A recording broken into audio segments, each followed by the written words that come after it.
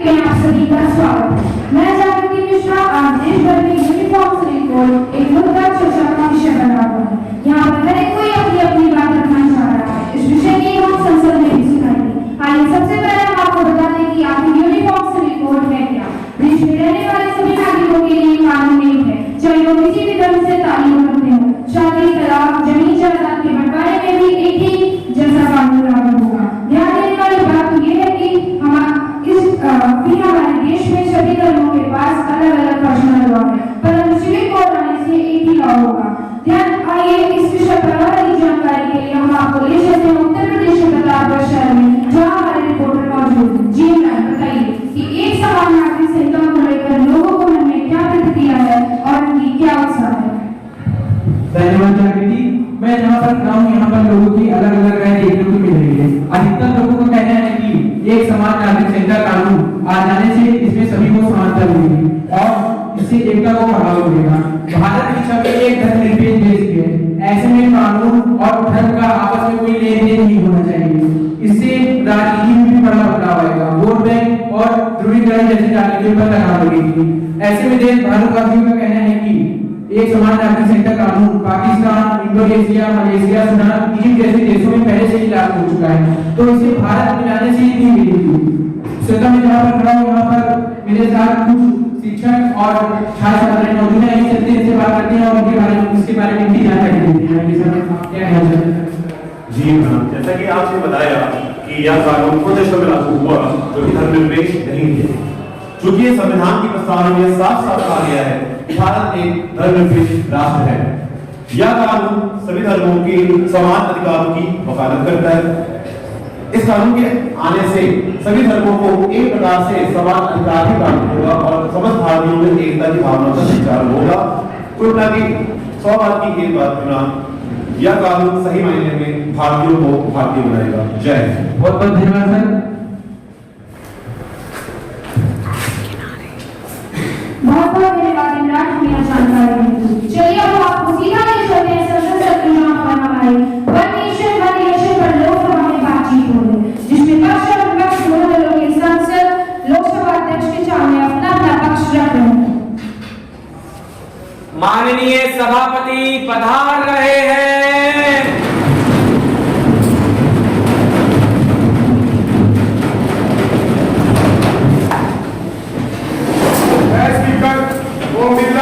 सभी सांसदों का स्वागत करता हूं।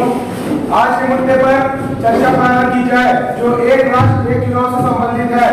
आदरणीय मोदी से मेरा निवेदन है, चर्चा प्रारंभ करें।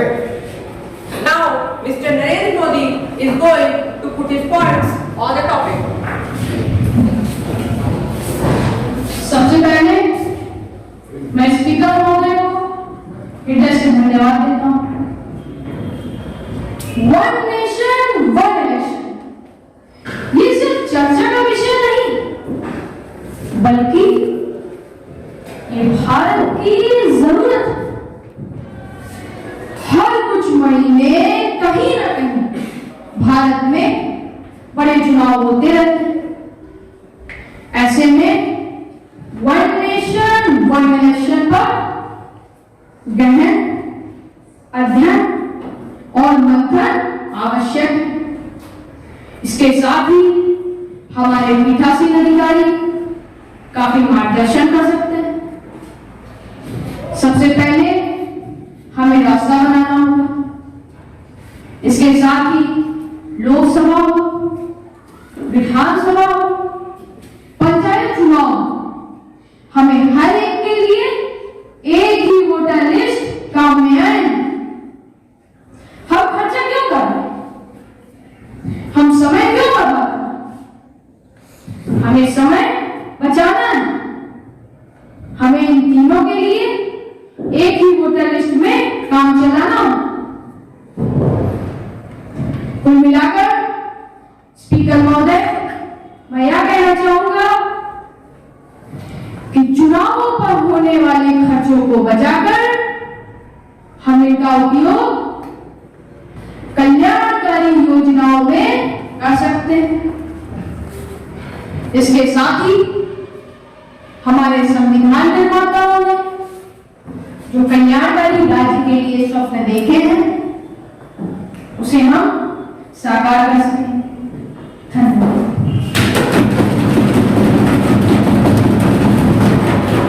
Now, Dr. Farooq Abdullah is going to put his points on the topic.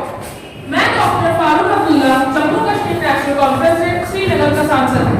मैं माननीय प्रधानमंत्री जी को कहना चाहूंगा कि आपने धारा 370 हटा दी, देश में माइनॉरिटी का नजरअंदाज किया। या गंगा जमुना नदी का रिश्ता नोटबंदी से देश को कितना नुकसान हुआ हम सभी जानते हैं। और अब एक देश एक चुनाव, क्या लोकतंत्र का मजाक करना चाहते हैं? सत्ता में सरकार के हिसाब से जनता नहीं चलती, बल्कि जनता के हिसाब से सरकार चलती है। Now, Mrs. Menka Gandhi is going to put her points on the topic. मैं मेनका गांधी सांसद सुल्तानपुर से आज प्रधानमंत्री जी द्वारा एक देश एक चुनाव की पहल का स्वागत करती हूँ। आज प्रतिवर्ष प्रति महीने कहीं न कहीं ये चुनावी मौसम होता है, इसको शीघ्र समाप्त करने की जरूरत है। बार-बार चुनाव होने के कारण देश में अपव्यय होता है, साथ ही साथ मानवीय संसाधनों का दुरुपयोग होता है। चुनावी बजट में चुनाव के दौरान उपयोग किए जाने वाले इन लाखों मानव घंटों की लागत की गणना नहीं की जाती। साथ ही साथ सुरक्षा बल, परिवहन आदि की भी भारी लागत आती है। एक देश एक चुनाव देश को आर्थिक मजबूती देगा। धन्यवाद। Now, Mr. Rahul Gandhi is going to put his points on the topic. मैं सदन के बैठे स्पीकर महोदय जी को धन्यवाद करना चाहता हूं कि उन्होंने मुझे बोलने का अवसर दिया। मैं मोदी जी के वन नेशन वन इलेक्शन के प्रस्ताव का विरोध करता हूं, क्योंकि आपको हमारे देश के भविष्य की चिंता नहीं है, इसलिए लोकतंत्र को जानते नहीं, वो लोकतंत्र की बात कैसे कर सकते हैं? हमने वादे किए, हमें ऊपर गर्व करना था। देश में गरीब, किसान, मजदूर तथा अन्य वर्गों का जो शोषण हो रहा है, हमें अच्छे दिनों के बारे में सोचना होगा। ठीक है, एक देश एक चुनाव कल्पना है, या देश के कुछ जो लोग हैं उनसे ध्यान रखने का एजेंडा स्पीकर महोदय। हमें गरीब शोषित वर्गों के हितों के बारे में सोचना होगा। मैं मोदी जी को बात बताना चाह रहा हूँ कि लोकतंत्र को मजबूत बनाने के और भी रास्ते हैं, और मैं उनको ये भी बता दूं कि हम सब एक हैं। इसे सिद्ध करने के लिए मैं उनके गले लगना चाहता हूँ।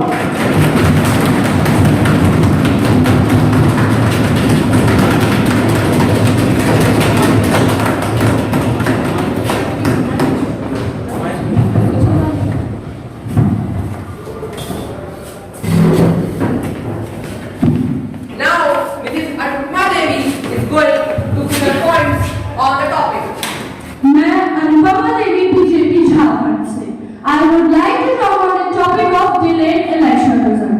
At present, when almost all the religious parties are dividing to conduct election third ballot paper. If the election are conducted in one time mode, then the election result will be delayed. A significant amount of time will be taken, simply due to the fact that everything is happening all together. There are just so many plots around the country to bring cost-related result. A huge amount of time will be taken. Thank you. Now, Mr. S.T. Hassan is going to put his points on the topic.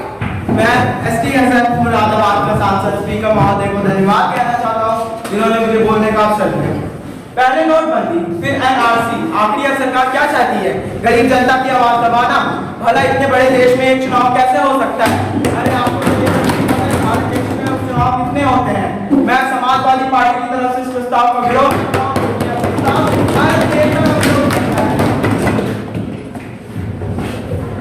Now, Mr. Nitin Gadkari is going to put his points on the topic.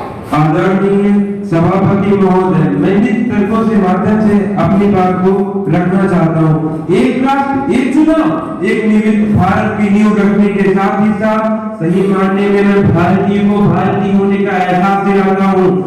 एक साथ चुनाव होने के साथ भारत एक मजबूत लोकतंत्र बनेगा। तो मुझे बताइए कि किस प्रकार से एक राष्ट्र भावना के विरुद्ध है। Now, Mrs. Simran Badal Kaur is going to put her points on the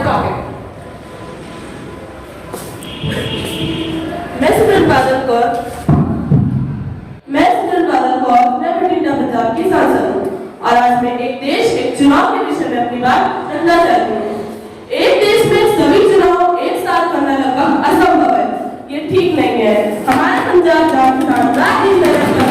क्षेत्रीय दल की आवाज उठाते हैं, उसका शोषण हम बर्दाश्त नहीं कर सकते। हमारी पार्टी इसका समर्थन नहीं करेगी। धन्यवाद। Now, Mr. Kiran Rijiju is going to put his points on the topic. मैं किरण रिजिजू इस प्रस्ताव का समर्थन करते हुए कहना चाहूंगा कि मैं खुद उत्तर पूर्व भारत से आता हूं और मैंने कहीं ना कहीं ये देखा है कि भारतीयों में उत्तर पूर्व इलाके को लेकर सूक्ष्म स्तर पर भेदभाव विद्यमान है। एक राष्ट्र एक चुनाव भारत को एक करने का प्रयास करेगा, साथ ही साथ विविधता में एकता का सिद्धांत।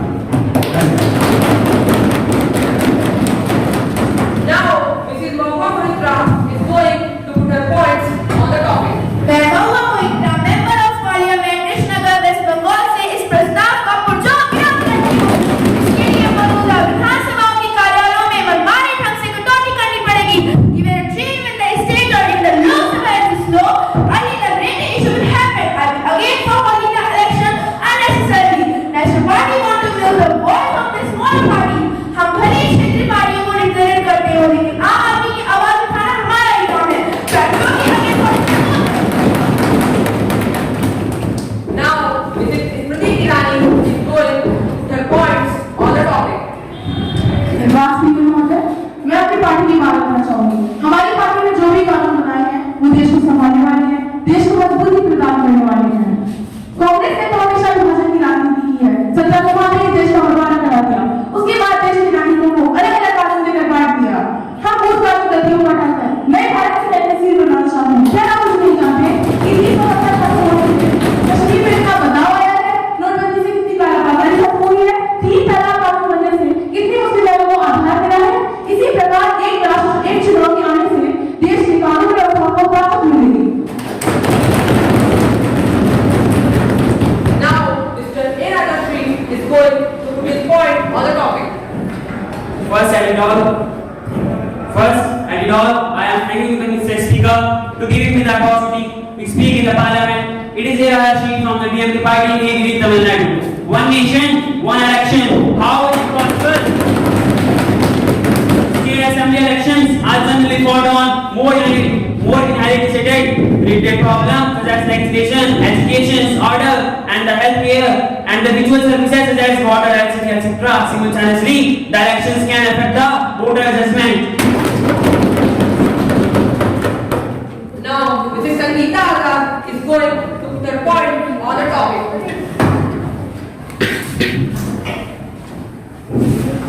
धन्यवाद स्पीकर महोदय। मैं संगीता आजाद, सांसद लालगंज। आज प्रदेश में दलितों की आवाज दबा दी गई है। राष्ट्रवाद और धर्म के नाम पर राजनीति हो रही है। हमारी सरकार ने हमेशा दलितों और पिछड़े वर्गों के उत्थान के लिए काम किया है। की जो आवाज दबा दी जाएगी उससे देश का दलित और पिछड़ा वर्ग कमजोर पड़े रहेंगे। अध्यक्ष महोदय, क्या ऐसे में पार्टी सबका साथ सबका विकास सुनिश्चित कर पाएगी? Now, Mrs. Sonia Gandhi is going to put her point on the topic. बहुत बहुत धन्यवाद स्पीकर महोदय मुझे अपना समय देने के लिए। आज जो एक वर्तमान सरकार के प्रति प्रधानमंत्री जी ने जो एजेंडा दिया है, कितना देश हित में है या सोचना होगा। हम इंडिया एक सेकुलर देश की बात करते हैं। आज ये एक देश एक चुनाव की बात हो रही है, कल एक देश एक धर्म की बात होगी। या देश में लोकतंत्र की परंपरा को कमजोर करेगा। And another thing like holding the election will destroy the political leadership. This is our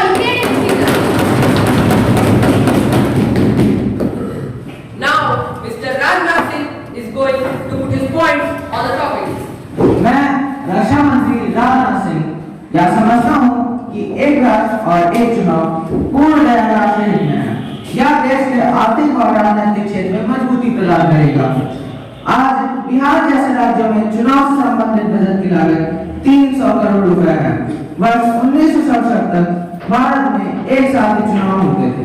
वर्ष 1951-52 में लोकसभा एवं सभी राज्यों के विधानसभाओं के चुनाव एक साथ ही एक बजट में होते थे। एक साथ चुनाव होने से प्रशासनिक लागत कम होगी और आदर्श आचार संहिता बार-बार लागू होने से देश में नई योजनाओं का क्रियान्वयन नहीं हो पाता। यह बात भी आप सभी लोग नहीं जानते होंगे।